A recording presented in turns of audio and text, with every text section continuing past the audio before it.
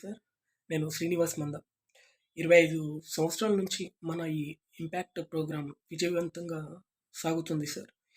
ఈ ఇంపాక్ట్‌లో అంటే ఈ ఇంపాక్ట్ వ్యక్తిత్వ వికాసంలో వ్యక్తిత్వ వికాస కుటుంబంలో నేను గూడా ఒక మెంబర్‌గా అయినందుకు సార్ నేను చాలా గర్వపడుతున్నాను సార్.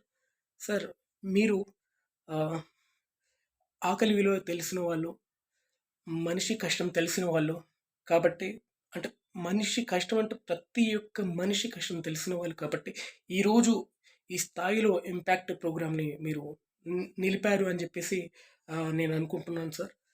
రోజు మీరు చిన్నప్పుడు స్కూల్కి వెళ్ళేటప్పుడు 7th క్లాస్ వరకు మీ స్కూల్లో చదువుకున్నారు, తర్వాత మీ ఊరి స్కూల్లో చదువుకున్నారు, తర్వాత వేరే స్కూల్కి 6 కిలోమీటర్ల వరకు నడిచి వెళ్ళి చదువుకున్నారు అని నేను విన్నాను సార్.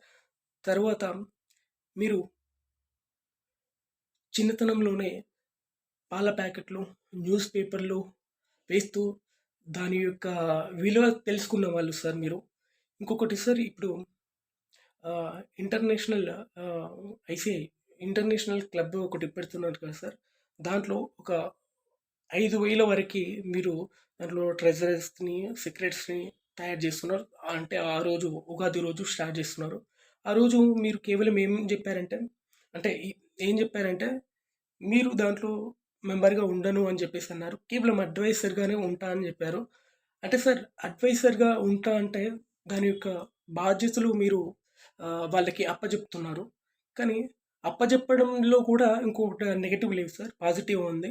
ఎందుకంటే ఆ బాధ్యతలు అప్పజెప్పడం వల్ల వాళ్ళని మరో గంప నాగేశ్వరరావు చేయాలని చెప్పేసి మీ ఉద్దేశ్యం సార్ అది.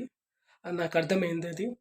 ఇంకొకటి సార్ దీంట్లో లీడర్‌షిప్పు, ట్రైనింగ్, సర్వీస్ ఇంకా ఎవరైనా డొనేట్ చేస్తే దానికి తగ్గట్టుగా ఒక ప్లాట్‌ఫామ్‌ని క్రియేట్ చేసి ఇంకా సర్వీస్ చేయడం. తర్వాత వచ్చేసి మనలోనే మనం బిజినెస్ చేయాలనుకునే ఒక థాట్ ఉంది కదా సార్! అది హైలైట్. ఎందుకంటే సార్ మనలో మనం నిజంగా అంటే మనలో మనం బిజినెస్ అంటే ఎవరైతే సేల్స్, మార్కెటింగ్ చేస్తారో అంటే ఇప్పుడు ఒకరి దగ్గర ఫ్లాట్ వాళ్ళు సేల్స్ చేస్తున్నారంటే మనం వాళ్ళనే అప్రోచ్ అవ్వడం. ఇంకా బయటకి ఎక్కడికి పోకుండా తర్వాత ఒక బట్టలు కొనాలనుకుంటే ఒక వేరే బట్టల షాప్‌లకు వెళ్ళకుండా దీంట్లోనే మన ఇంపాక్ట్ దాంట్లోనే ఎవరైతే ఉంటారో వాళ్ళని కన్సల్ట్ చేసి వాళ్ళ దగ్గరని మనం తీసుకోవడం. అంటే ఈ విధంగా బిజినెస్‌ని డెవలప్ చేసుకోవడం అనే థాట్ మీకొచ్చినందుకు సూపర్ సార్ అది. స్వార్థం ఉండాలి అని చెప్పేసన్నారు. కానీ ఆ స్వార్థం ఇతరులకు హాని తలపెట్టేది కాకుండా ఉండాలి అని జెప్పేసి చెప్పడం హ్మ్. బావుంది సార్. ఇంకొకటి సార్ అంటే ప్రతి ఒక్కరు కూడా ఇది ఆలోచించాల్సిన విషయం సార్. ఇంకొకటి సుస్వార్థం గూడా ఉండాలి అని జెప్పేసి అన్నారు. సుస్వార్థం అంటే అందరూ బాగుండాలి. అంటే సార్ నాతో పాటు అందరూ బాగుండాలి అని జెప్పేసి ఆహ్, మీరు చెప్పారు సార్. ఇంకొకటి సార్ ఆహ్, ముందు ఫ్యామిలీకి ఆహ్, వెల్త్‌కి ఆహ్, బాగున్న తర్వాతనే సొసైటీకి మనం సర్వీస్ చేయడానికి ముందుకు రావాలి అని చెప్పిన మీకు హ్యాట్స్ ఆఫ్ సార్. ఎందుకంటే సార్ ముందు మనం ఫ్యామిలీలోనే పుడతాం. మన తల్లిదండ్రులని మన ఫ్యామిలీ మెంబర్స్‌ని అంటే బ్రదర్స్, సిస్టర్స్ వీళ్ళను మనం కరెక్ట్‌గా చూసుకోకుండా సొసైటీని ఉద్ధరించడానికి రావడం అన్నది ఆహ్, చాలా వరకు తప్పు అని నేను అనుకుంటాను సార్. ఆల్రెడీ మీరు గూడా అదే మాట జెప్పారు. సార్ నేను ఒక 3 క్వెషన్‌లు అడగాలనుకుంటున్నాను సార్. నేను ఇప్పటివరకి గూడా మీతో జూమ్ మీటింగ్‌లో ఉన్నప్పుడు అడగాలనుకున్నాను. కానీ నాకు ఆ అవకాశం రాలేకపోయింది. సార్ ఏ మొదటి ప్రశ్న ఏందంటే సార్, సార్ మీరు హరిహర కళాభవన్‌కి ఒక మంచి స్పీకర్స్‌ని అంటే చాలా అత్యున్నతమైన మేధాశక్తి కలిగినటువంటి అద్భుతమైన స్పీకర్స్‌ని మీరు తీసుకొస్తారు సార్. వాళ్ళకి కొన్ని టైమింగ్స్ మీరు చెప్తుంటారు సార్ కంపల్సరీ. ఈ 50 మినిట్స్, 40 మినిట్స్ అని చెప్పుంటారు. కానీ ఆ 40 మినిట్స్ కంటే ఎక్కువ చెప్తుంటారు ఒక్కోసారి. ఎందుకంటే సార్ దాంట్లో అంటే యువతకి చెప్పే దాంట్లో ఏదైతే వ్యక్తిత్వ వికాసం చెప్పే సమాధానంలో కొంచెం ఎక్కువ టైం తీసుకుంటారు సార్. ఆ టైంలో మీరు సిగ్నల్ ఇస్తున్నా గూడా వాళ్ళు గమనించరు సార్. అట్లాంటి టైంలో మీరు ఆ సెషన్ అయిపోయిన తర్వాత వాళ్ళకిచ్చేటటువంటి అంటే వాళ్ళకిచ్చేటటువంటి పనిష్మెంటా? లేకపోతే అంటే ఏం అడుగుతారు అని జెప్పేసి నేను లైవ్‌లోనే తెలుసుకుందామని అనుకున్నాను సార్. ఇంకొకటి సార్ సెకండ్‌ది వచ్చేసి సార్ ఇందాక సుధీర్ సార్ గూడా అడిగారు సార్ లాస్ట్‌లో.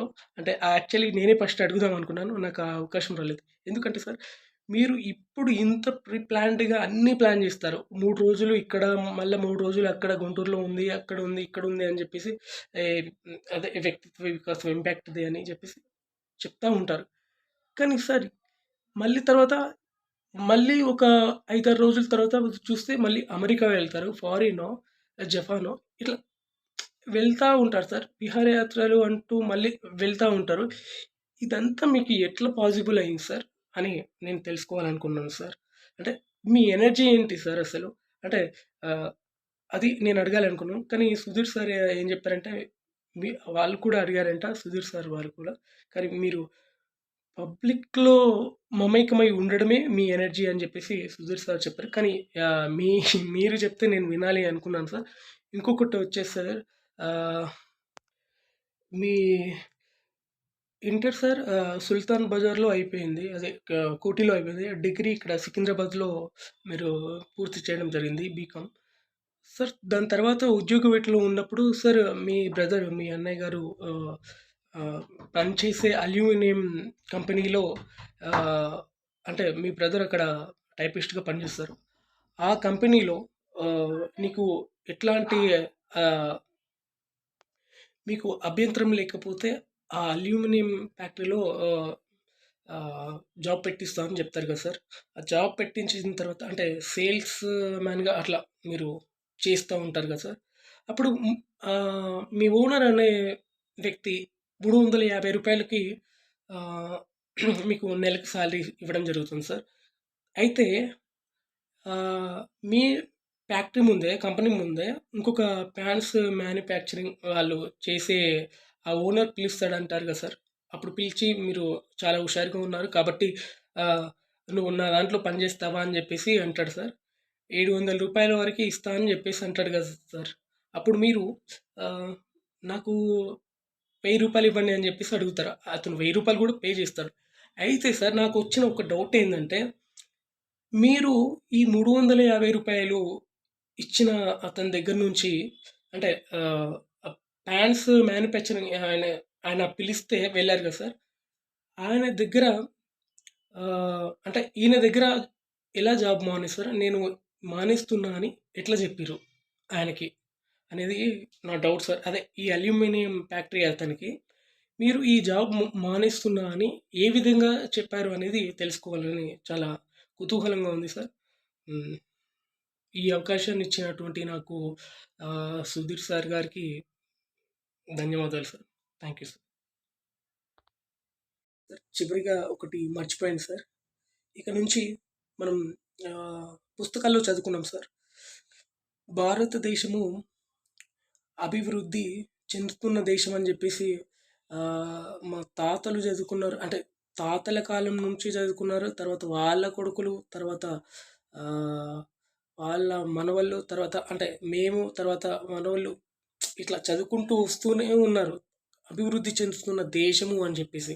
కానీ సార్ ఈ ఇంపాక్ట్ అనేది గొప్ప ఇంటర్నేషనల్ వ్యక్తిత్వ వికాసం ద్వారా తొందరలోనే భారతదేశము అభివృద్ధి చెందిన దేశము అని జెప్పేసి వస్తది అని జెప్పేసి నేను గట్టిగా నమ్ముతున్నాను sir. Thank you so much sir.